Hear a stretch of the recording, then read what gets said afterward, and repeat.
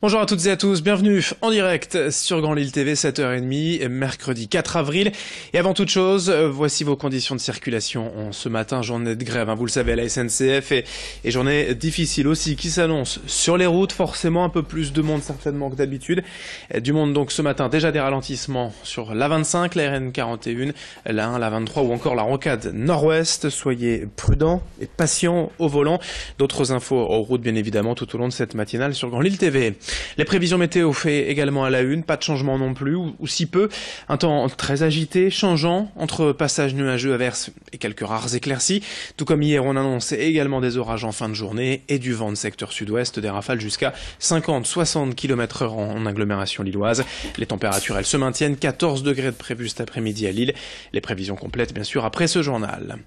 À la une, donc aujourd'hui, vous vous en doutez, les perturbations à la SNCF pour les usagers. Aucune amélioration n'est en vue. Cette journée s'annonce aussi difficile qu'hier. Dans la région, très peu de trains sont prévus, seulement un TER et TER-GV sur 10, un TGV sur 8. Des bus de substitution sont programmés, mais pas de miracle. Prendre le train ce mercredi sera de nouveau très compliqué. Dans les gares, des agents aux gilets rouges sont là, bien sûr, pour vous guider. Mais dans l'absolu, il vaut mieux suivre les conseils de la SNCF et ne pas venir en gare, choisir un autre mode de transport. Comme toujours, toutes les informations sont à retrouver tout au long de la journée en temps réel sur Internet, sur l'application SNCF, mais aussi sur le site ter.sncf.com. À 4 jours de la 116e édition de Paris-Roubaix ce dimanche, hier avait lieu la reconnaissance officielle du parcours avec les organisateurs.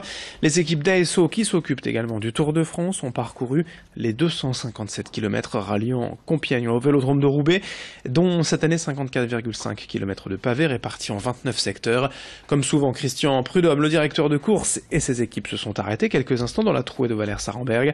L'un des passages mythiques de l'épreuve, 2400 mètres de pavés au milieu de la forêt, découvert par le champion nordiste Jean Stablinski et inscrit au programme depuis 1968, soit tout juste 50 ans.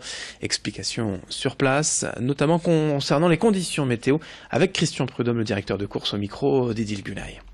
Les conditions météo sont j'allais vous dire olé olé, on nous annonce du beau temps puis pas forcément du beau temps, enfin bon bref, ce sera suivant les secteurs très très différents. Certains secteurs sont très très propres et d'autres sont très gras, alors ça peut encore bouger d'ici à dimanche, mais je pense notamment au secteur de Haveluy qui est gras. En revanche, vous voyez la trouée, magnifique, elle sera, je n'en doute pas, de plus en plus belle. Paris-Roubaix est pleinement d'actualité en 2018 parce que elle est atypique. C'est une course à nul autre pareil. C'est la reine des classiques. Songez que les coureurs vont rouler sur 54 km 500 de 100 pavés comme celle-ci, comme la trouée d'Arenberg qui est derrière nous. Dans l'actualité régionale également, la lutte des buralistes pour sauvegarder leur activité face aux hausses répétées du prix du tabac et la fuite des clients vers la Belgique, mais aussi la menace de la contrebande. Selon les chiffres dans le Nord, seuls 60% des cigarettes consommées seraient bien issues du marché légal. Pour survivre et trouver de nouvelles sources de revenus, les buralistes organisent donc régulièrement les journées de la transformation. L'une d'elles avait lieu d'ailleurs hier à Lille. À l'avenir, ils savent bien qu'ils ne vivront plus des cigarettes et doivent donc développer de nouveaux services de proximité. L'occasion aussi pour nous de rappeler dans quelle mesure la région fait face à la contrebande, au micro de Xavier Silly. Les chiffres sont à la baisse aux alentours de 5%, donc on peut imaginer que ce n'est pas forcément la consommation qui a baissé, mais l'achat dans le réseau légal. Ici, nous sommes sur des pointes assez significatives de réseaux licites. Sur la région Nord, on est aux alentours de 34%, 39%, 40%, selon les enquêtes qui ont été conduites, de consommation non issus du réseau légal des buralistes.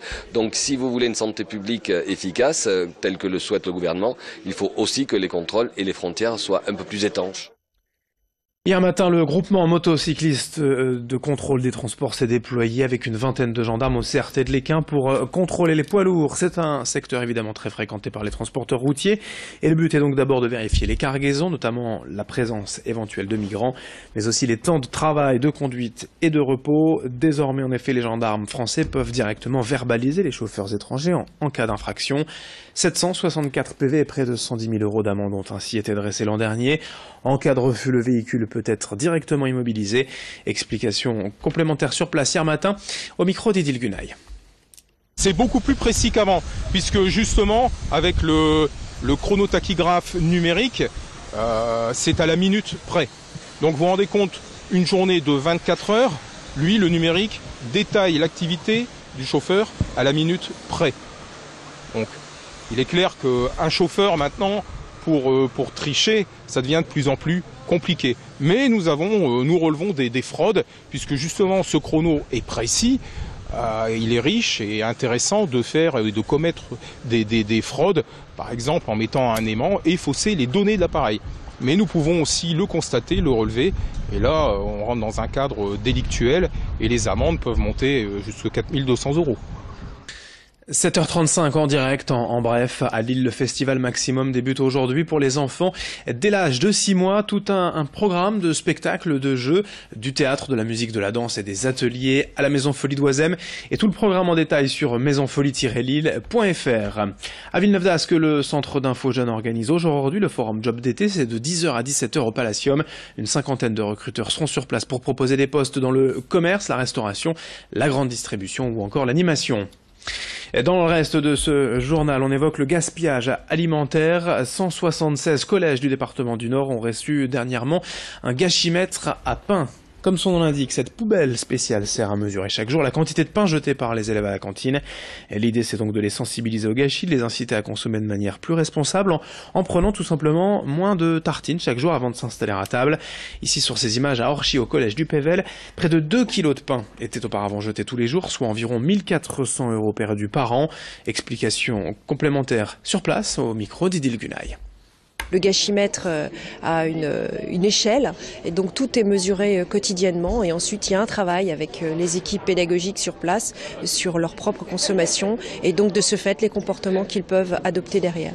Le département du Nord a une grande ambition à la fois sur le fait de travailler avec les producteurs locaux, notamment du pain en l'occurrence, mais aussi en termes d'éducation sur le comportement, les comportements pour devenir, alors vous allez me dire, manger du pain, oui, c'est être citoyen, oui, peut-être, quelque part, mais surtout avoir la conscience de sa propre consommation alimentaire. C'est aussi un respect pour la planète, c'est un respect aussi pour le travail des producteurs locaux et c'est aussi un respect envers soi-même.